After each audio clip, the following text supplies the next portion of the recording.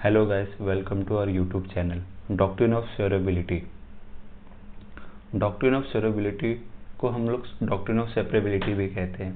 इसका basic meaning है कोई भी प्रोविज़न या कोई भी पोर्शन ऑफ लॉ हमारे फंडामेंटल राइट्स को अगर ऑफेंड करता है तो उसको वॉइड डिक्लेयर कर देना। डॉक्ट्रिन ऑफ सेपरेबिलिटी का बेसिक मोटो है कोई भी प्रोविज़न जो हमारे फंडामेंटल राइट्स को वॉयलेट करते हों उसको सेपरेट कर देना उस लॉ से या अनवैलिड डिक्लेयर कर देना और बाकी का लॉ कंटिन्यू इन्फोर्स रहेगा। इसका हिस्ट्री देखें तो 1876 में फर्स्ट केस डिसाइड हुआ था डॉक्ट्रिन ऑफ शेयरेबिलिटी का। एग्जाम्पल में नॉर्डेनफेल्ड वर्सेस मैक्सिम, ये फेमस केस है एकदम। फर्स्ट आर्टिकल 13 इंडियन कॉन्स्टिट्यूशन का वो डॉक्ट्रिन ऑफ शेयरेबिलिटी के बारे में बताता है। बिफोर कमेंसमेंट ऑफ कॉन्स्टिट्यूशन जितने भी लॉ थे अगर वो हमारे फंडामेंटल राइट्स को वॉयलेट करते हैं, ऑफेंड कर रहे हैं, तो उनको इनकंसिस्टेंट कर देना, वॉइड कर देना, अनवैलिड। अगर जब सेपरेट करने के बाद जो बाकी का लॉ है वो स्टैंड करेगा, वो इन्फोर्स रहेगा, वो वॉइड नहीं डिक्लेयर होगा।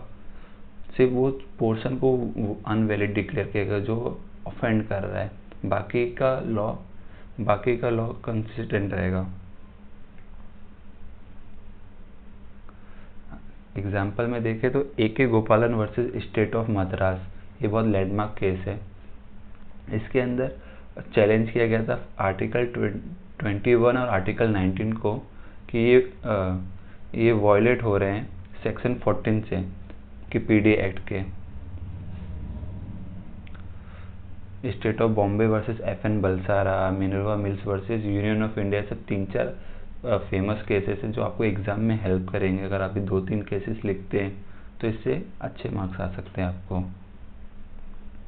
जब कोर्ट डिसाइड कर रहा है डॉक्ट्रिन ऑफ सेपरेबिलिटी को अप्लाई करने के टाइम तो किन बातों को हमको ध्यान में रखना चाहिए। First, intention of the legislature क्या सोच के वो लॉ बनाया है। और सेकेंड पॉइंट, जब दोनों पॉइंट्स को देखते हुए कि कौन सा पॉइंट अनकॉन्स्टिट्यूशनल हो रहा है, जो हमारे फंडामेंटल राइट्स को वॉयलेट कर रहा है, उसको क्लोजली एग्जामिनेशन करना।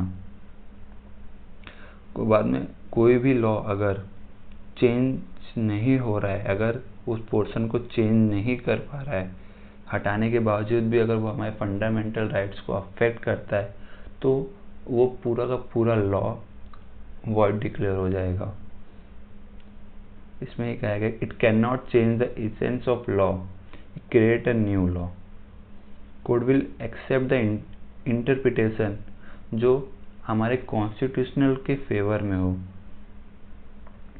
कोर्ट वो बातों को ध्यान में रखेगी कि जो लॉ हमारे कॉन्स्टिट्यूशन को इफेक्ट कर रहा है वो सब चीज़ें बातों को ध्यान में रख के मैटर को डिसाइड किया जाएगा।